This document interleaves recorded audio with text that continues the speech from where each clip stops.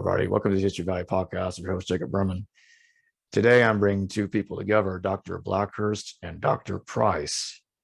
And today, we're going to be talking about the Gospel of Barnabas. Dr. Blackhirst, in one of the previous interviews we've done recently, you were saying that the Gospel of Barnabas was developed in stages.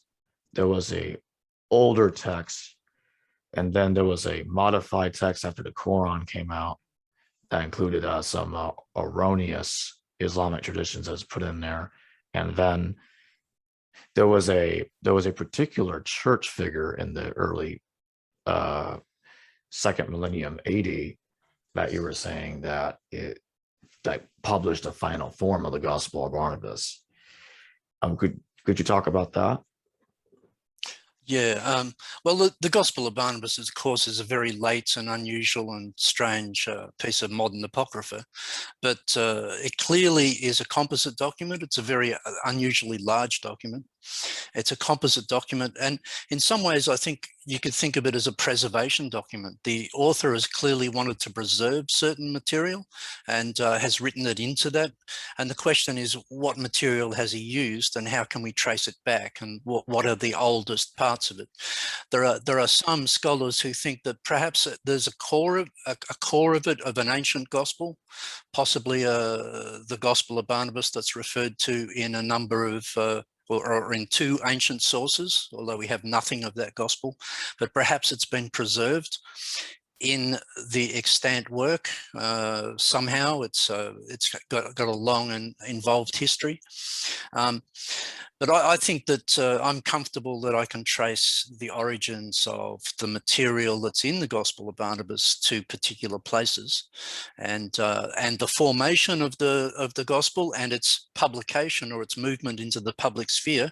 I think we can give a full account of how that happened too.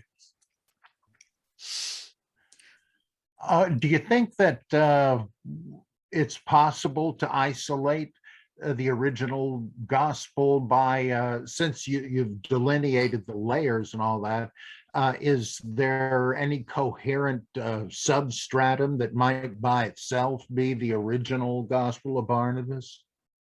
Yeah, that's very difficult to establish, and so numerous scholars have attempted to do that, and inevitably what they have to do is compare the core narrative in the Gospel of Barnabas to which a whole bunch of other stuff has been attached. You've got a frame, a gospel frame, a narrative, which is basically a diatessaron.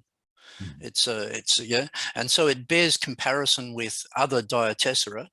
And in particular, the tradition of diatessera that goes through the Middle Ages. We've got a record of medieval diatessera that, and it certainly bears comparison with that, and we can place it in certain families of that. Whether you can isolate a core gospel that passably resembles an ancient document is controversial. Some people think you can, and other people think no, the material is almost entirely of the late, put together by a vexatious convert to Islam, and that it's late. Christian scholars, Catholic scholars in particular, they in their studies of the Gospel of Barnabas, what they want to do is deny any ancient layers at all and make it a noxious forgery of the 16th century. That's basically what they want to do. But there are other people that say, no, perhaps this has a core ancient gospel. If it does, then it's basically a diatessaron. And so the problem that's involved there is how do you harmonize the four gospel narratives? But given all the same, when you look at the material in there, the interesting thing is that this is John the Baptist material. The core material is John the Baptist material. I think there's really interesting intertextuality between the canonical Gospels and the Gospel of Barnabas. He knows cuts and pastes in the canonical Gospels. The famous example is the adulterous woman, which has been dislodged in our tradition. It's been moved into the Gospel of John, but most textual scholars think that it belongs in the Gospel of Luke, in a particular place in the Gospel of Luke. You can clearly see it. The Gospel of Barnabas restores that position. He restores that story to that Lucan position, and he does this with lots of material. He has a very interesting insights into the synoptic Gospels and the place of John in relation to them.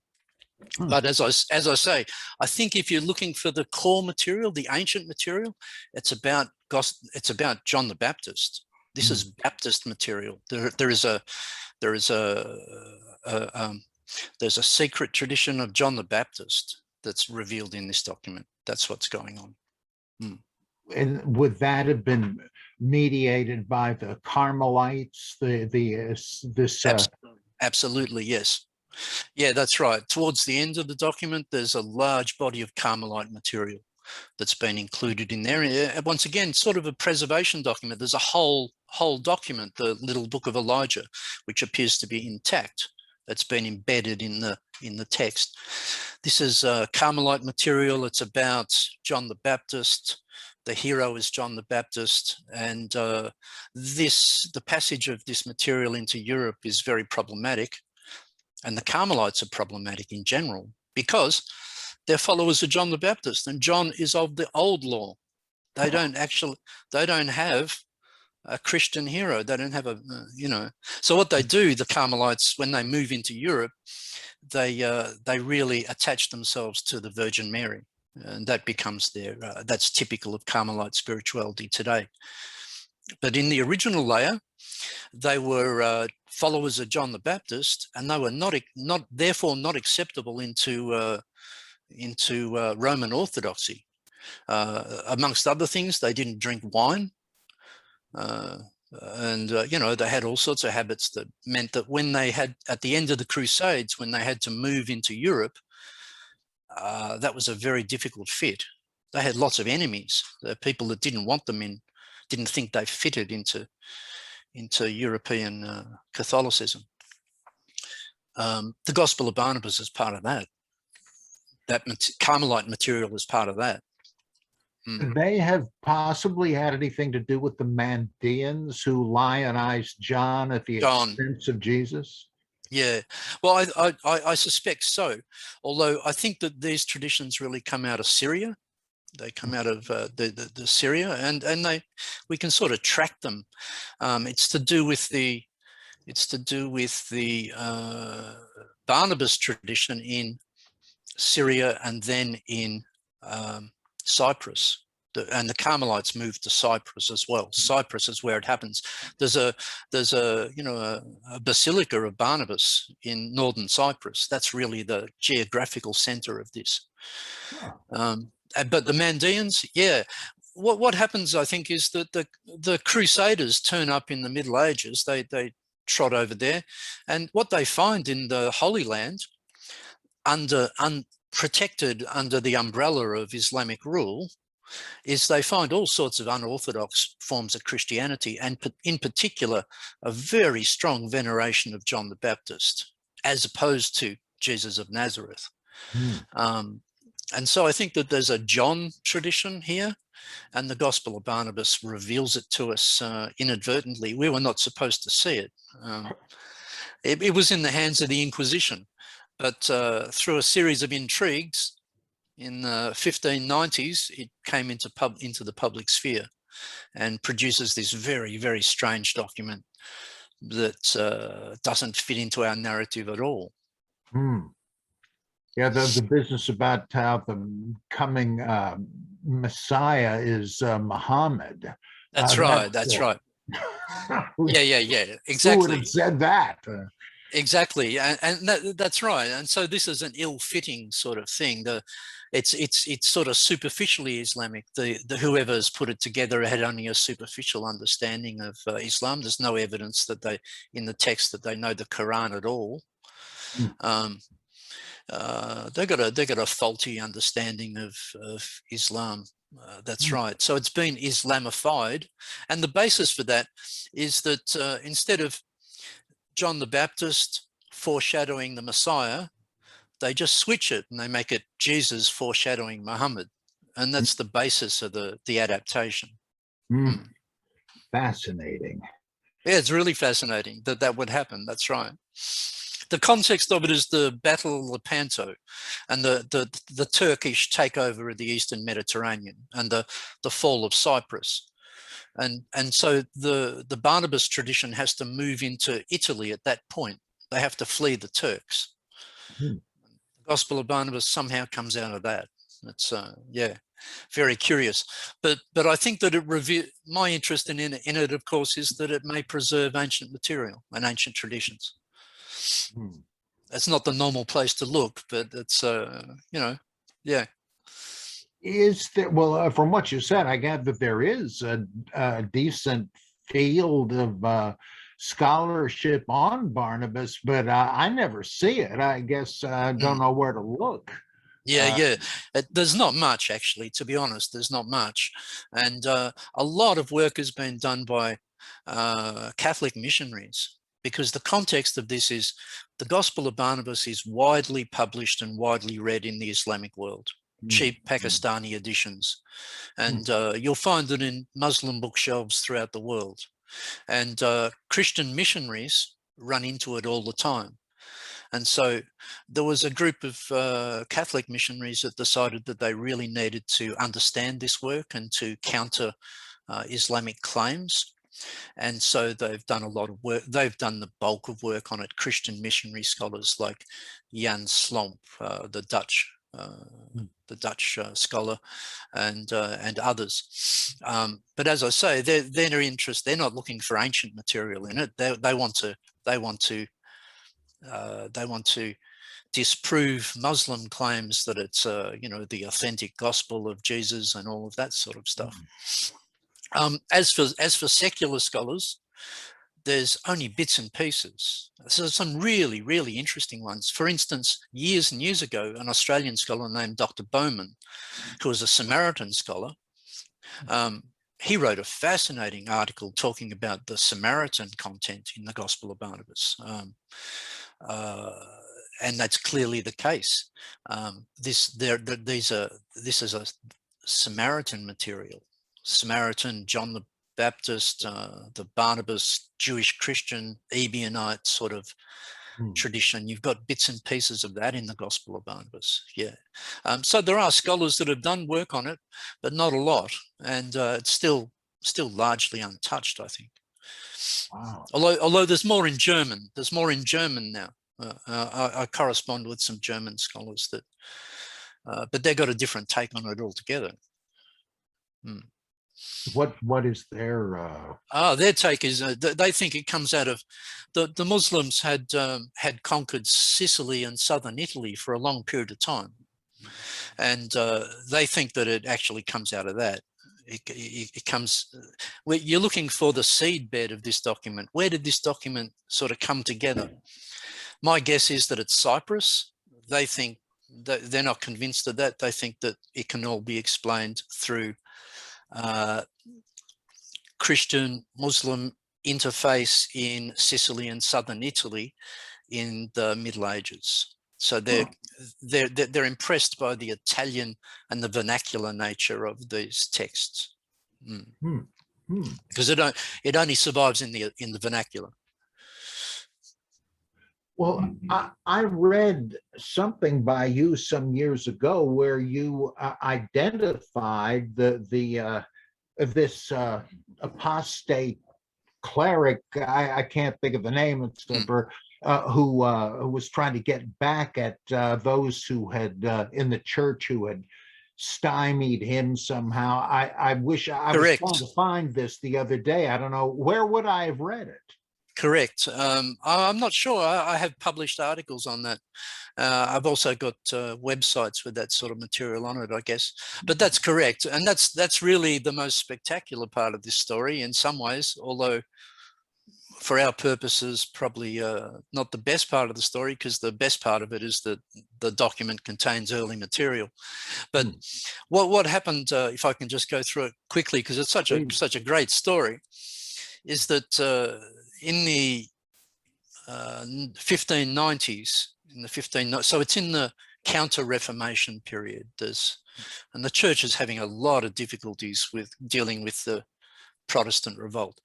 What happens is in the Conclave of 1592, the Spanish candidate, the candidate of King Philip of Spain, his name was Cardinal Santorio.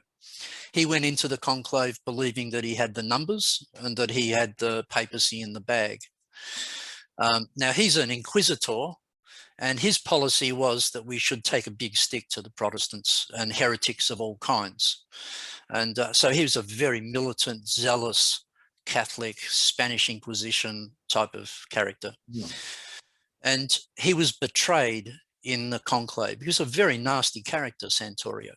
He'd made a living torturing people. And he wanted to be Pope.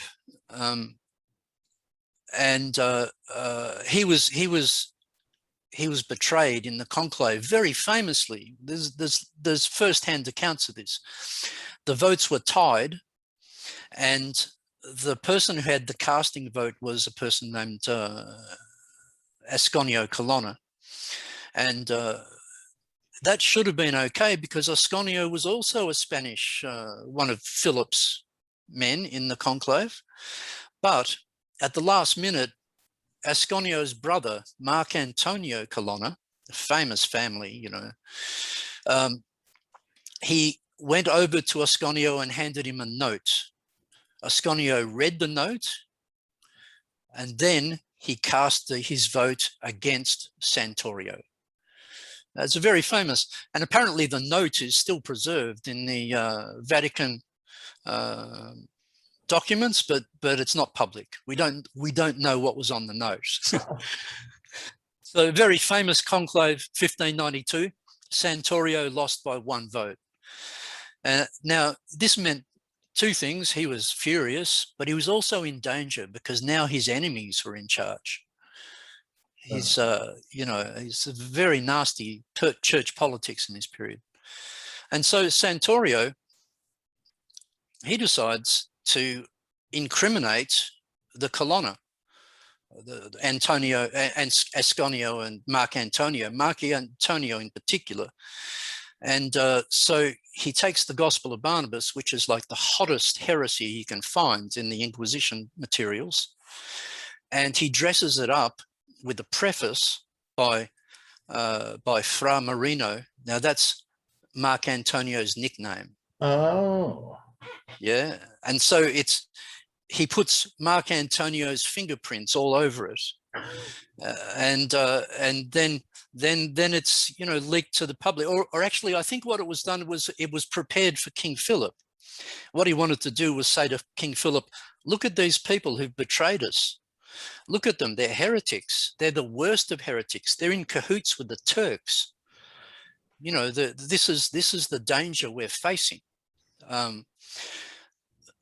So it was prepared, but it wasn't deployed, or at least Philip didn't act on it. He certainly didn't drag the Colonnas in and to be tortured by the Inquisition, which is what I think the documents were being prepared for. I think that the Inquisition was actually in the habit of doing this, of preparing forgeries for use in conjunction with torture. That was very common. And so this looks like an Inquisition preparation. It's been prepared to use against the Colonnas, but the Colonnas were never dragged in, and it didn't happen. But one thing did happen. Santorio also wanted access to private libraries, because he knew that the Colonna family and the Sforza and the other powerful Italian families in the church nobility, were harboring heretical texts, lots of them, that had been accumulated over the Middle Ages, that had never been cleared out.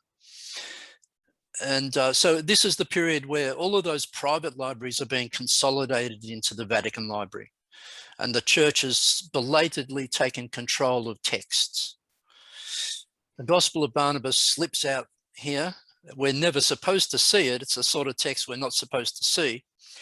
but it comes out because Santorio was betrayed in the conclave. That's what happens. That's why we have the Gospel of Barnabas. Yeah, and so it's meant to incriminate the colonna, but it's not baseless. It's not baseless. I think that the colonna did have possession of the other documents that went with the Gospel of Barnabas, and Santorio knows it, and he says so in the preface. And possibly Philip did listen to that, because a couple of years later, the Inquisition was given extensive access to private libraries. Up until that point, they hadn't been. The nobility had resisted that.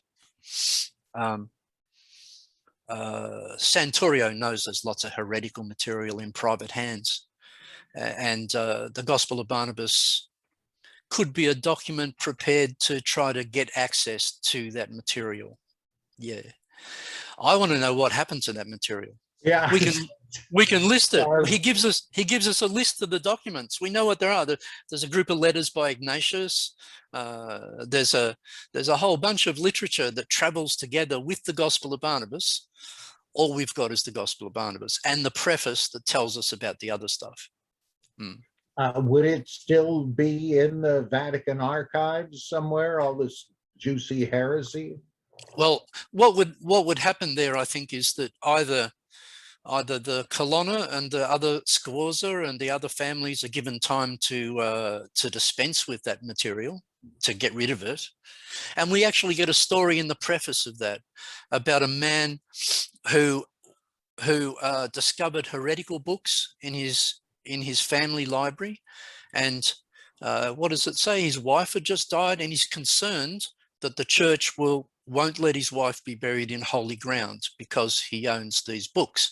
And so he sends the books to the inquisitor, in this case, Mark Antonio Colonna. But Mark Antonio, instead of turning them over to the Inquisition, he pockets them. That's the accusation in the preface. Oh. So Santorio knows that. I think those stories are true, probably. Mark Antonio had an interest. What's happening here is that the Colonna family, they're interested in those John the Baptist traditions. Because of the Church of Milan. The material moves from Cyprus, the Barnabas material moves from Cyprus to Milan, because Milan is a sister church. It's the Church of Barnabas. The name follows Barnabas. The material follows Barnabas. So I think the Colonna family have an interest in and have a collection of heretical John the Baptist material. Wow. And Santorio knows it, and he wants to get access to it. And he's tried to incriminate the Colonna as a way of trying to pry open their libraries. I think that's what's happening. So what happened to that material? It's either in the Vatican Library now, in the Bibliotheca Secreta, or it's been eradicated from those private libraries. Wow. Yeah. What a story. It's a great story. It's a great story. It's better than any Dan Brown story. It's great. Oh, just thinking of that. Yeah. Wow. All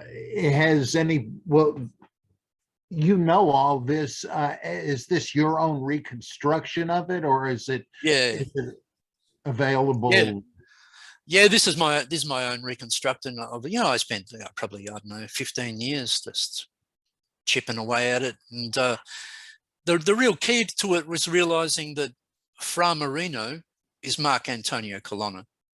When I realized, that's his nickname, and his hometown is the Villa of Marino, and the Gospel of there's the Church of Barnabas there, and a fountain about the Battle of Lepanto. And once I realized that, Mark Antonio Colonna. Now, who wants to get him? Who wants to incriminate him? And it's obvious who wants to incriminate him. He deprived Santorio of the papacy by one vote. Oof. And Santorio is not a nice man to have as an enemy. He's got he weaponizes the Gospel of Barnabas is what happens. So he's got ahead. lots of material. The Inquisition has got lots of material. So we don't know exactly who wrote the final form of it, do we? No, and that's the problem. Was it Islamified? To what extent did Santorio have it dressed up by the Inquisition? You know, to what extent was it dressed up at that point? And that's a difficult question, and I'm not sure. To some extent. And the Gospel of Barnabas actually does contain colonna material, so it's not a Santorio knows he's got real ammunition against these people.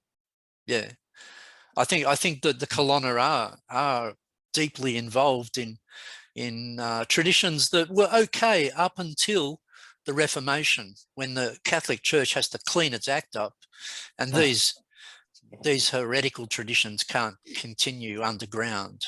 They have to be cleaned up. This somehow reminds me of Umberto Eco's Name of the Rose. Yeah, that's yeah. Indeed. Yeah. It's a very similar sort of thing. Except this is a real one. This is really what happened, and we have the Gospel of Barnabas with the fingerprints all over it, and you can work it out. You can work it out very clearly. Yeah. I think it's very plain enough. And then you have to work out, well, where did the Inquisition get it from? And what's really happened here? Where did this material come from? Given that the document's a composite document, it's a preservation document. Where did that material come from? And the first thing you notice, the Carmelite material, and that's very obvious. And so you trace that back. Where did the Carmelites come from? Well, they moved from the Syria to Cyprus to Italy, and they're your steps. That's you followed the document back through those links. Now, what do they? So there is a historical link between these Carmelites and the Carmelites of today, or is it just a different? Yes. It's just two groups. Yeah.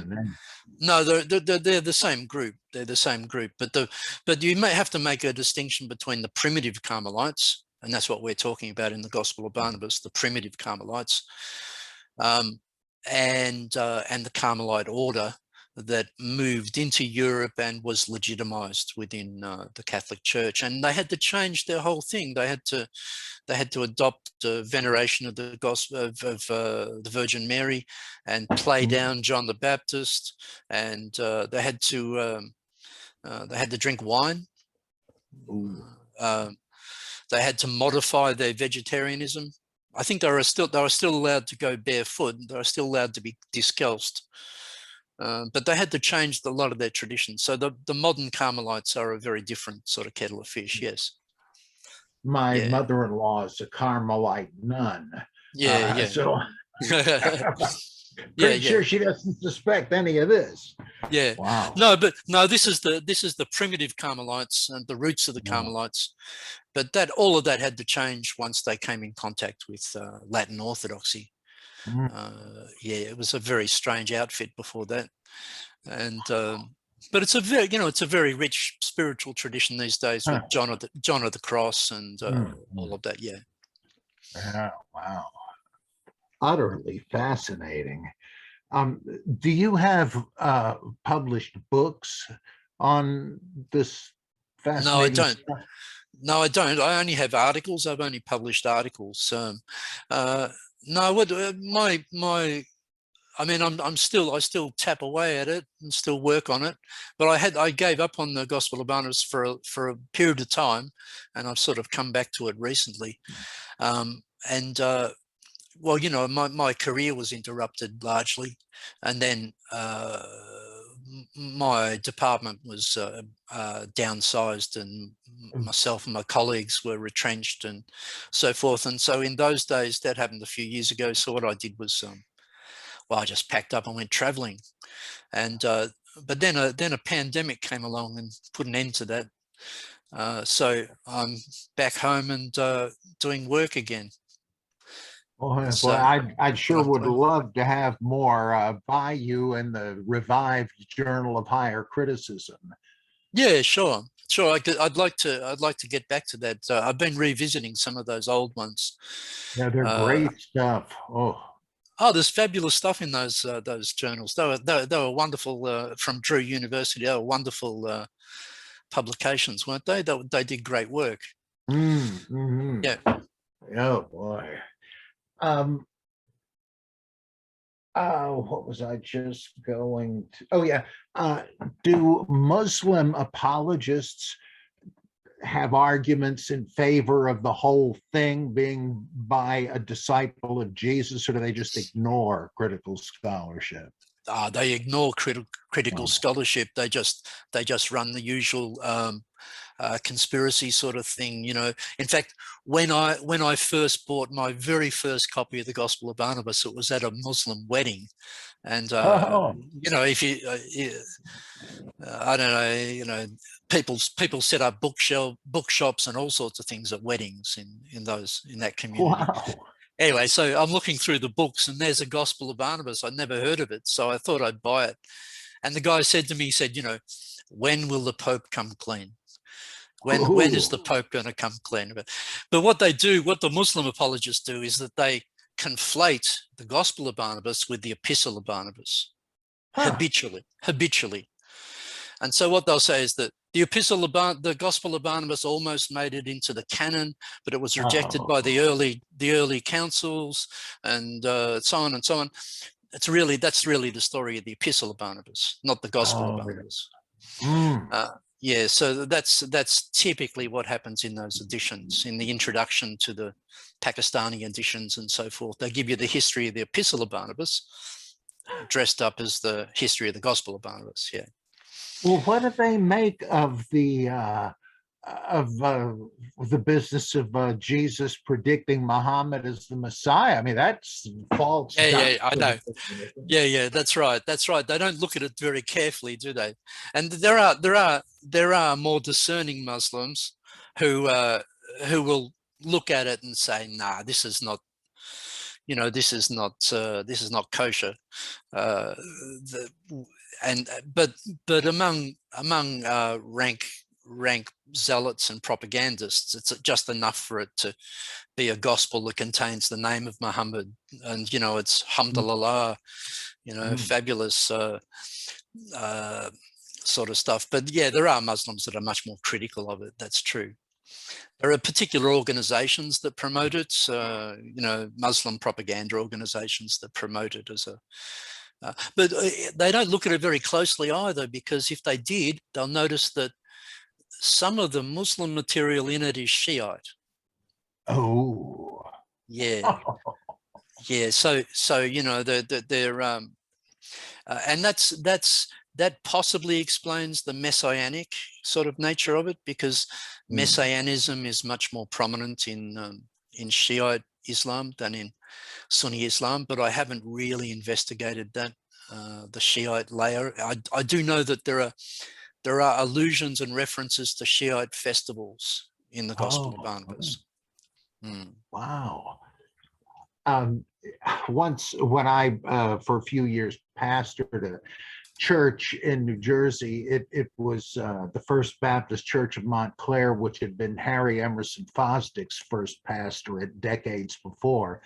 And I used to do weird maverick things, like on Reformation Sunday, I had a Catholic monk come in and speak. And on Trinity Sunday, I invited the local imam from the town mosque to speak. And I chose the scripture readings for the morning, and one of them was from the Gospel of Barnabas, and he was shocked. I couldn't resist. That's right. Yeah. So he knew the document. He knew it. Yeah. Oh, yeah. He said yeah. He was amazed that he never heard of a Christian being in favor of it, wanting to quote it. And my attitude is Morton Smith once Oh, yeah.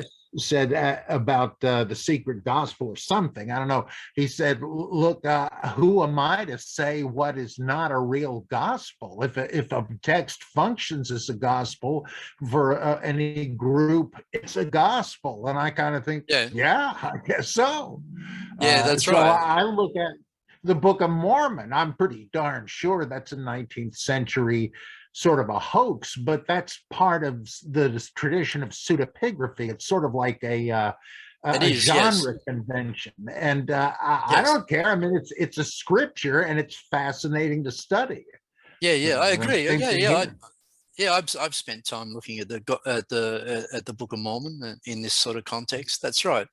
And as you know, there's an explosion of gospel literature, that whole genre in the early period.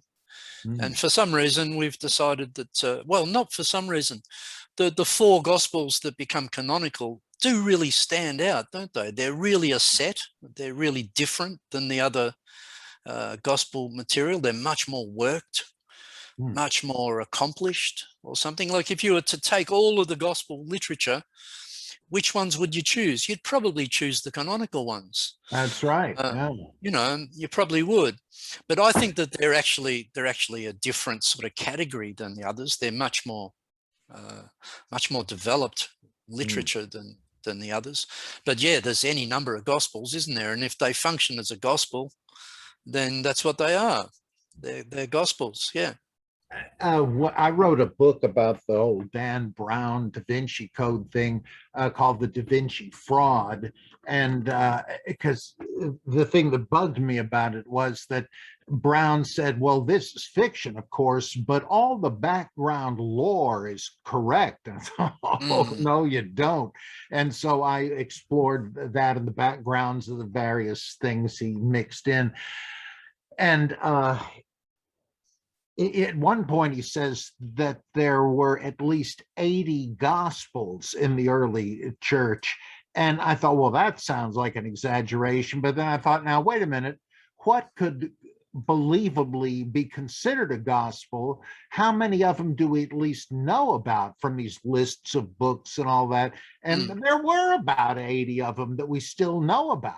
And even if only the titles, and amazing. Yeah, the Gospel of Barnabas being one, we know it by title. The standard narrative is that it didn't exist, but I wrote a long article arguing, I think convincingly, that it probably did, and that there was such a work. I just read it. That was great. Yeah, what its relationship is to the modern gospel, the extant Gospel of Barnabas, is another matter. That's the question, isn't it? But I think it's part of the same tradition. I do think it's part of the same tradition. Because if it's got stuff that's anti-Pauline and exalts John the Baptist over Jesus and all that, that's got to be a vegetarian, etc. That's got to have something to do with the Ebionites or some such groups. It's just so fascinating. Yeah, it's very hard to separate them out. Like I say, Professor Bowman, he identified Samaritan material in there, and I think that's true. But there's also, you could also describe it as Ebionite. So there's, it's hard to identify those early so-called heresies, isn't it? Which one does it belong to? Like Martin Luther spoke of the radical Reformation groups as the Schwärmerei. That's kind of yeah. Oh boy. Yeah. Oh, but it's certainly, we're certainly looking at an anti-Pauline tradition attached to the name Barnabas that moves from the Holy Land, Syria, northern Holy Land, because Professor Bowman identified a community in Damascus as being involved, that moves to Cyprus at the end of the Crusades, and then at the Battle of Lepanto, it moves into Europe. I think they're the steps. Yeah. That is just fascinating. The Aquarian Gospel, which is one of these channeled things from the Akashic records by a guy named Levi Dowling. I sat down and wrote a commentary on that a few years ago, and I found it fascinating because this guy had gone to the trouble to write the whole long thing in iambic pentameter and hexameter. At first, I thought, this sounds a little odd. And then I realized, oh, yeah, I see what's going on here. But most of it was a harmony of the Gospels. But he added a lot of other material, like new parables and things. And it's so fascinating. Right. Then I found that a group called the sort of a precursor to Elijah Muhammad and the Nation of Islam, a guy named Noble Drew Ali. I know. He had this Holy Quran of the Moorish Science Temple. I thought, what is that? And I was hoping somehow to get a copy of it, but they wouldn't share it with outsiders. But one day in New York, there was a book table run by the Ansaru Allah community, and there was a cheap copy of the Holy Quran of the Moorish Science Temple, and it turns out it's based on the Aquarian Gospel. I mean, what a weird genealogy. Yeah, that's right. Yeah, that's good. I really enjoy, I think you can learn a lot from fringe groups. Oh, yeah. Because they put down their guard. They're not so guarded. That things are much more open in the open, and they let things slip. I'm interested in fringe groups, and you can learn a lot from that. And the Gospel of Barnabas, of course, is a fringe document.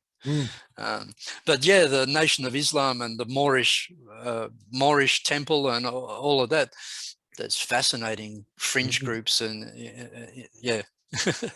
Well, you never know what you're going to learn from people like that and fringe scholars of the present day, because the Mormons love Margaret Barker because she independently came up with observations that Joseph Smith did, and I don't think she knew anything about what he came up with. It's like if they're unorthodox, they're able to see things in the text that have been there that the rest of us didn't know what to make of, and they suddenly came up with something. Son of a gun! You have to buy the whole thing, obviously, but I just relish stuff like this non-standard views. Like Prophet Smith's King Follett sermon. That deeply Kabbalistic reading of Genesis that Smith gives there. And you think, how did he do that? That's extraordinary stuff happening in that early Mormon material, to do with Freemasonry and Kabbalah and other esoteric streams that are floating around the frontier in that very religiously charged environment, the end days and restoration and restorationism and so forth. It's fascinating. A woman that I can't think of her name now or the title of the book, but this woman wrote a kind of a survey of various cults or new religious movements in America, and she said that what got her onto this was, as a little gal, she was captivated by the Oz books and how Dorothy and her buddies would go from one weird country in the land of Oz to another, the clockwork people and this and that and the other thing. And she said, oh boy, would that be great. And she said when she grew up, she said that's kind of what you can do, checking out one cult after another. It's like a whole different world. Totally. And, I agree. It's so who was it? Lash in The Culture of Narcissism. He wrote a book called Culture of the Sociologist. And he describes a person in there that just plowed through a dozen different cults in their biography. They just through the spiritual supermarkets of California. You just can sample everything. it's an extraordinary. It must resemble like the cosmopolitan world of Alexandria or something like that. I think, you know. Yeah, I think so too. The syncretistic milieu I think it's precedented to. Well, I was about to say I guess it burst on the scene in the Hellenistic world and was reborn these days, but that's not really true. You can find all kinds of groups throughout history that have the same sort of heretical DNA. One of the most fascinating books I ever read was Norman Cohn's The Pursuit of the Millennium. Oh, I had no idea there were such movements and so forth. Yeah. That's right. Wow. Is it the brethren of the spirit and so forth? And even when there weren't such heretical groups, people just invented them. Yeah, they just pretended they existed. Yeah, well, like the Golden Dawn and so forth. They've synthesized stuff from or theosophy. It does have ancient roots, but they've cobbled it together in a new way. MacGregor Mathers sitting in the library in Paris. He did all the legwork for that. MacGregor Mathers. So Solomonic magic from the Middle Ages and a whole dose of contemporary Egyptology. So it's what you get there. Yeah.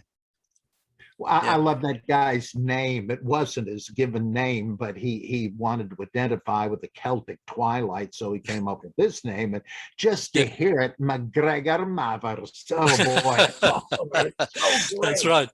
That's right. He's such an extraordinary character, Mathers.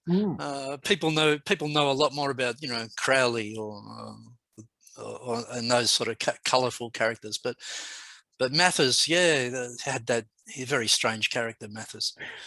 In some of his letters to flunkies, he would lambaste them left and right in such abusive terms, and then hit them up for money. That's right. Oh, that's right. Hilarious. Yeah.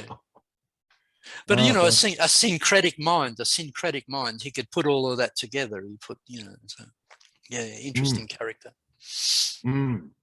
Yeah, wow. Unbelievably fascinating. And mixed up with, W.B. Yeats and, there's a whole lot of them in that time. Yeah. I wrote a story called This is the Dawning, where this guy goes to Mount Shasta and has a dream vision of great Cthulhu, one from H.P. Lovecraft. And he sends this guy on a mission to unify all the groups in Los Angeles, all the various different ones, and Thelema, the Vedanta Society, and so on. And he does this for years and years, and finally he's on his in the late 60s. He's been diagnosed with some terrible heart disease. He knows he's not going to live for long, but he takes comfort in the fact that from all the news of what's going on in the counterculture and rioting and all this, that surely the end is at hand and great Cthulhu is about to return. Yeah. And it didn't quite happen, but you would have thought so. Yeah. Okay. Yeah. Lovecraft. But so that's interesting, putting Lovecraft in that fragmented context of we live in very fragmented times, So. Oh boy! How did you get into the Roman provenance theory of Christian origins, like Joe Atwill and so on? What do you think of that theory? I came to that because, I was teaching biblical studies. Just accidentally, I got into that, and I had a friend, Cliff Carrington. An American guy, and in those days, this is before the internet. Cliff had a private library. He had a major library of all of the classical Loeb library, and he concentrated on Christian and classical material, the ante-Nicene Fathers and classics. And so I just visit him regularly, and what he was involved in was just reading his way through that material, Josephus, and because Cliff was housebound, he'd had an accident, he'd had a motorcycle accident and broken his neck years before, and so he didn't get out much, and previously he'd been a very outdoors sort of guy, US Army, Navy, US Navy, and yeah, to stop himself going mad, he just decided he'd read, and he read his way through the classics and the Christian, early Christian material. And independently of Joe Atwill, completely independently of it, he came up with that Flavian theory. He decided that, yeah, this must have taken, this Christian myth must have taken shape in the Flavian period. And he did a lot of work on that, Cliff. So that's where I came in. And then through email and everything, we established that actually there's a whole bunch of people that have come to the same conclusion. And Joe Atwill being one of them. That's right, with different versions of that, all the same, but basically locating the crucible of the formation of Christianity somewhat later in the Flavian period, and seeing the Julio-Claudian setting of the story as being a red herring, as being a distraction. And that was so that was Cliff's conclusion, and I was interested in it because I'd go around there after work and listen to his latest discoveries of his, and he'd often find amazing things in the text because he had the time to read all of that. I was the paid scholar, but I spent my time reading undergraduate essays. He could spend his time actually reading the text, and he did. He read everything very carefully. Wow. I corresponded with him through email 20 years ago or so. Yeah, that's right. That's right. He was really sharp. Yeah. He was, he's an autodidact. He had a basic education in the US Navy in radio. He was a technician. But he came to Australia and married a local girl, but then he had a motorcycle accident and was housebound. Yeah. Wow. So luckily for us, because he built that library, and it was a great resource in those days. It sort of became redundant because of the internet, unfortunately. Wow. Jeez. Yeah, I'm warming to that hypothesis more and more. I was thinking just the other day, reading about, I think it was one of David Litwa's books, the Evil Creator, and showing how what we associate with Marcion and others was really a much wider sort of a range of views later condemned as heresies.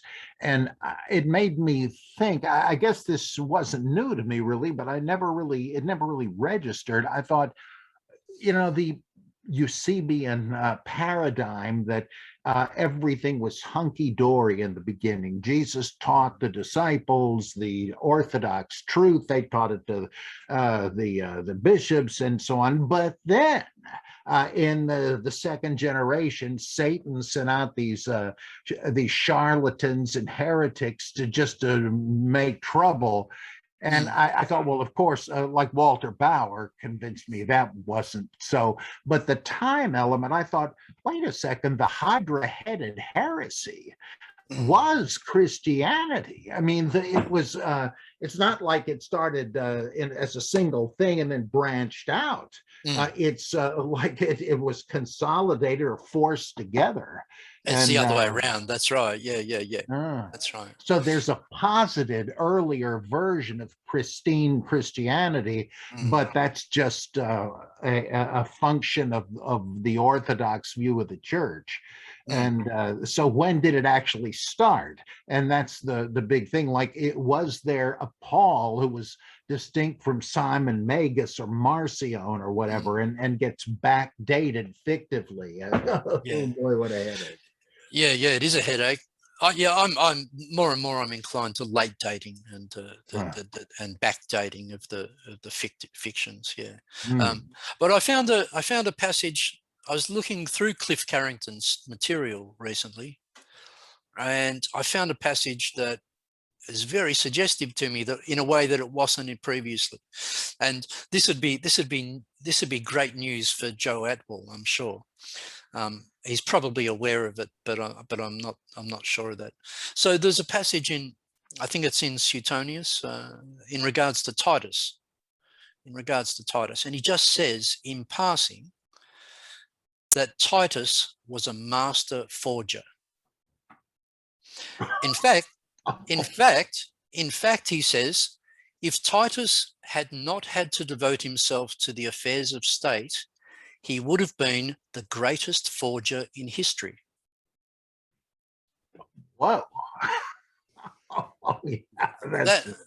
That's what it says about Titus.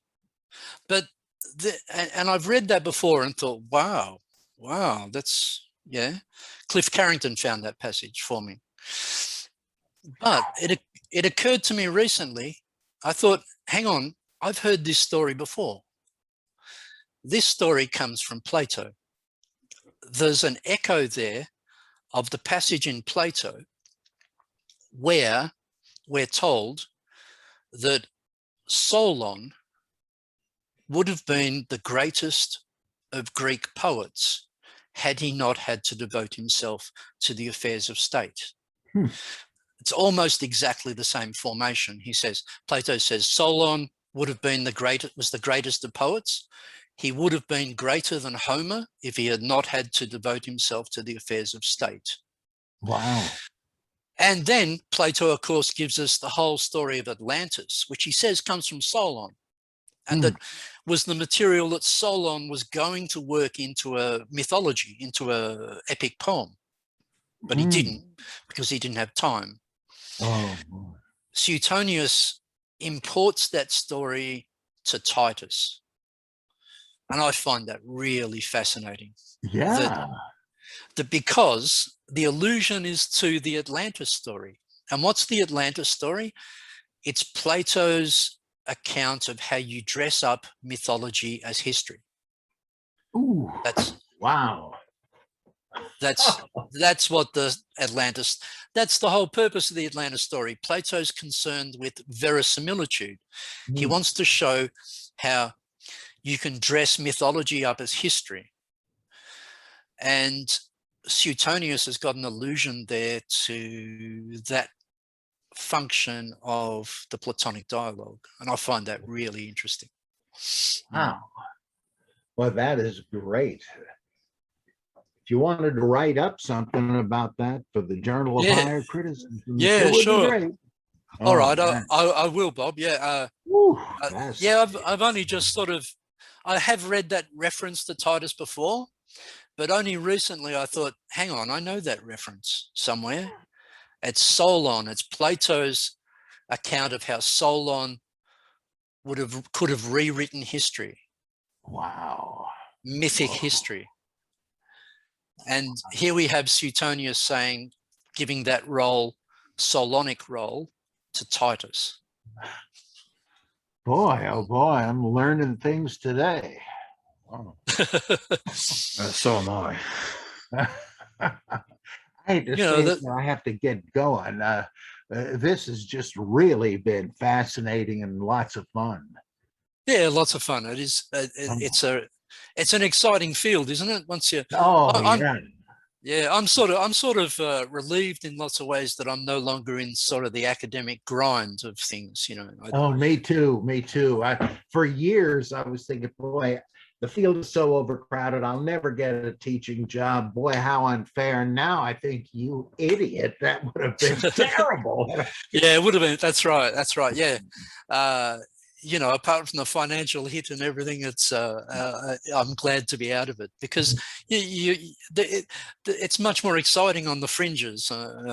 There's really great work being done. People doing thought experiments. People don't do thought experiments in academia. It's dangerous. You can't build a career on thought experiments. You have to be very careful. It's structured to be conservative. Well, Bart Ehrman, who was no longer a believer of any kind, he's an atheist, but he used to be a fundamentalist. He makes no secret of the fact that if any Jesus mythicist were to apply for a job at any grad school or whatever, they wouldn't be considered automatically. You're blacklisted. And that's just a frank admission of how you've got these gatekeepers they're what somebody called paradigm policemen. And so you got to wait till they discover that continental drift is real, and then the paradigm changes. That's right. Yeah, I guess I was very fortunate because, I was in a backwater. I was in an academic backwater here on a small rural campus. And I could do pretty much what I wanted to do, or at least it took them a long time to catch up with me. So that was good. Yeah. Well, you have done great work. Yeah, thank you. Thank you. Yeah. Oh. But like I say, I took time off and I went traveling. And then I was in Asia when the pandemic hit. And so now I'm back home again, and probably stay here and do some more work. Yeah. Well, that's the bright side, the silver lining to the cloud. Yeah, it is. It is. Yeah. Yeah, indeed. Well, I've enjoyed this fellowship with you, brethren, and but I gotta get going. Thanks for having me in on this. And I'll hear from you soon, and I'll email you soon also. Yeah, that'd be great. That'd be great. Yeah, it's good to talk to you. Yeah, fabulous. Yeah. Well, thanks for setting it up, Jacob. No problem. I'd like to get y'all back together at some point. Oh yeah, you bet. Sure, Yeah. sure, Jacob. This has been an awesome discussion. Yeah. Oh man. Okay, I'll see you soon, I hope. I think yes, and I thank you both for coming on. Okay, thanks, Jacob. Cheers. Bye-bye. Hello, viewers. Thanks for watching this video from the History Valley YouTube channel. Please don't forget to subscribe and hit the notification bell. And if any of you wish to further support this channel, please consider checking out this channel's Patreon page and becoming a patron, and/or donate through PayPal or through Super Chat during a live stream. Thank you.